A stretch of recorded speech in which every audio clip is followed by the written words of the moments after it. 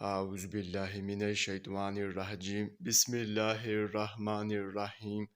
السلام علیکم ناظرین، آج ہم خواب میں پیسہ دیکھنے کے حوالے سے تعبیر بتائیں گے۔ اس سے پہلے اگر آپ نے ابھی تک ہمارے چینل کو سبسکرائب نہیں کیا ہے تو سبسکرائب کر کے گھنٹی کے نشان کو دبا دیں تاکہ آپ کو دیگر آنے والے خواب کی تعبیر سب سے پہلے مل سکے۔ چلیے اب چلتے ہیں خواب کی طرف۔